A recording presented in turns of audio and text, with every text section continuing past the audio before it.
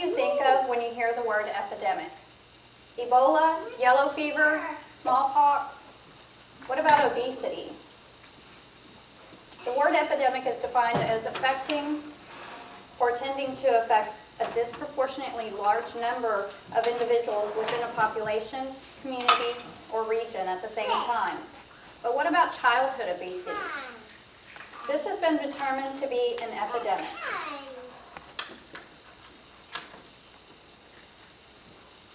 The topic of my speech is childhood obesity. The purpose of my speech today is to inform you guys about childhood obesity, the cause, the concerns, and some of the things being done to help prevent and combat it. As a psychology student, I've studied childhood obesity, the causes and physical and mental problems associated with it. As a mother of 3 children in different stages of child development, I see changes amongst them and their peers as far as physical activity, what they eat, and their weight as far as gains and losses.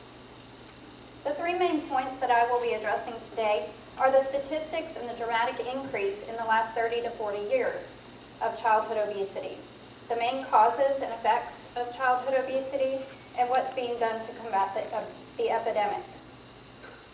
Obesity has affected a large number of children between the ages of 2 and 19 in the United States.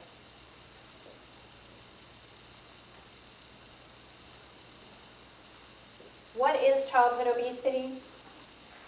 A child is defined as affected by obesity if their body mass index for their 4-age percentile is greater than 95%.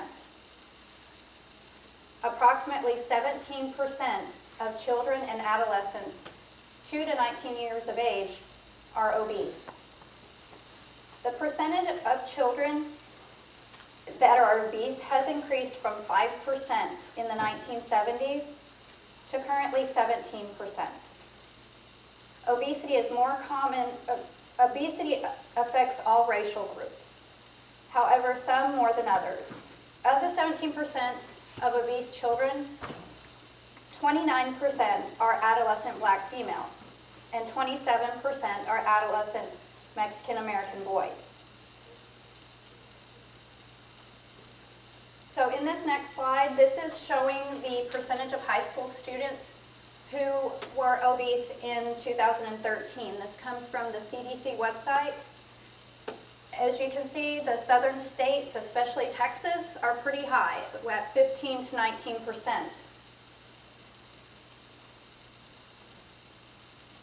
In this table, we can see in the 1970s to 2006, the dramatic increase. So in 1970, we're at about 4%, whereas now, or in 2006, we're nearly 18%. Children are our future. We raise them, we teach them right from wrong, teach them to have morals and values. We raise them with the hope that they are going to have a better life than ourselves or our parents. What we do for them now affects their future. So how do we let this happen? How do we allow our children to become this unhealthy?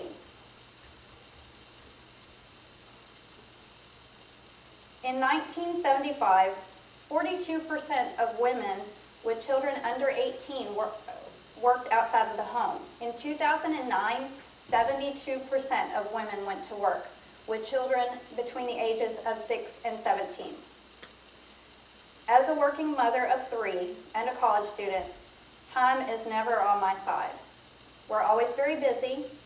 We are looking for the quickest and most convenient way when it comes to dinner on the table, especially on a day when assignments are due or we need extra time to study, or we just want to spend time with our kids. To run through the drive-thru on the way home is so convenient. There are so many deals out there that are going to save us money. We have Tender Tuesday from Bush's Chicken, Wing Wednesday. There's a special for every night of the week.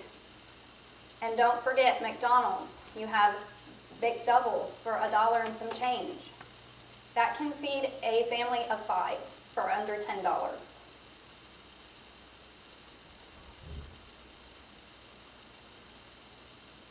You think you're doing the right thing because it will give you more time to spend with your kids or more time to do the things that you need to do, and you're saving money.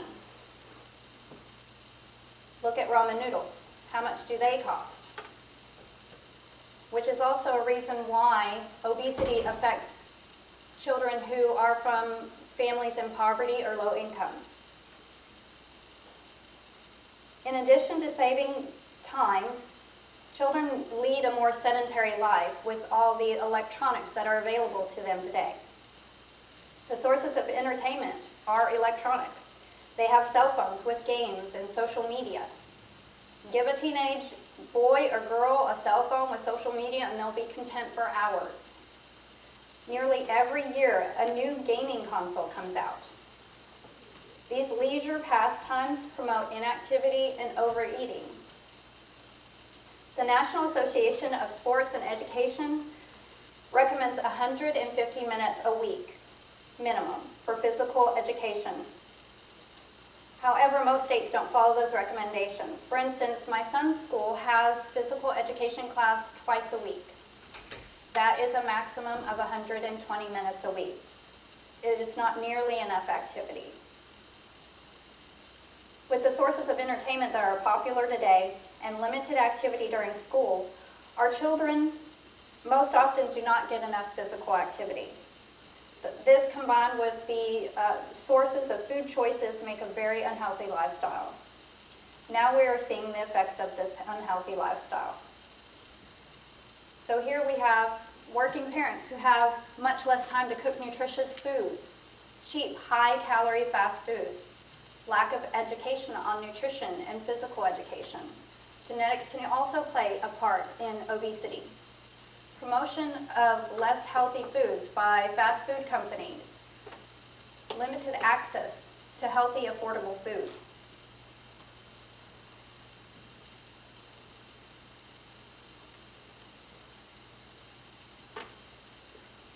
Professionals, this quote from Dr. Bobby Crew-Nelms.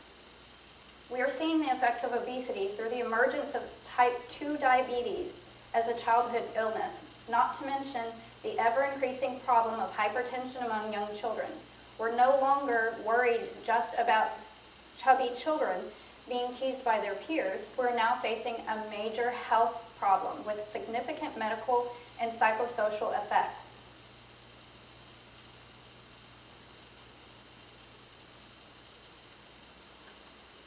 Some of the consequences or effects that come with childhood obesity that we're seeing: social and psychological problems, depression, diabetes, high risk for cardiovascular disease, risk for bone and joint problems, sleep apnea. Obese children are more likely to become obese as adults. Several types of cancer are linked to obesity, and they are higher risk for suicide.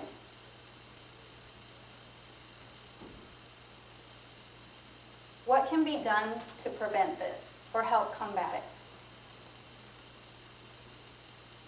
School physical education and nutrition programs have been put in place to educate children about healthy eating habits and the importance of an active lifestyle. Some schools are even implementing nutrition classes as part of their standard curriculum.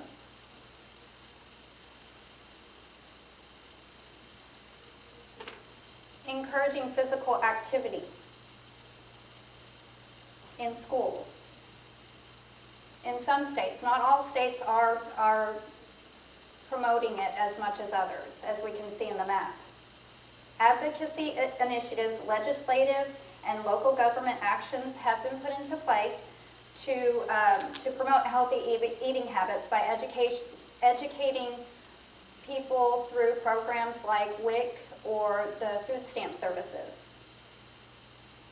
They are also helping to promote outdoor activities by making safer places for our families to go, especially in the low-income poverty neighborhoods. They are starting to have more police patrols to help keep these people safe as they're trying to get out and be more active.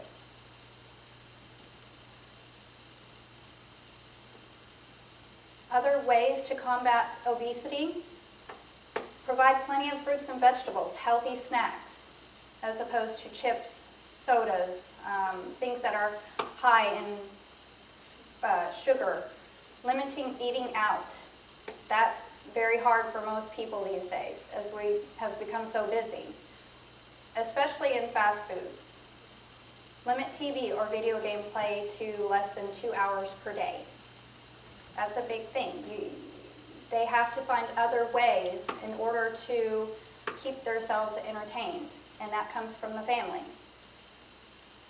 The quality of life for the children that we raise today will determine our future culture and society. The points that I've touched on are how much childhood obesity has increased in the past since the 1970s, the main causes and effects of childhood obesity, and what's being done to combat it. It's important to understand why this has plagued our youth in the recent years. Understanding the origin of the problem will aid in finding solutions. Thank you.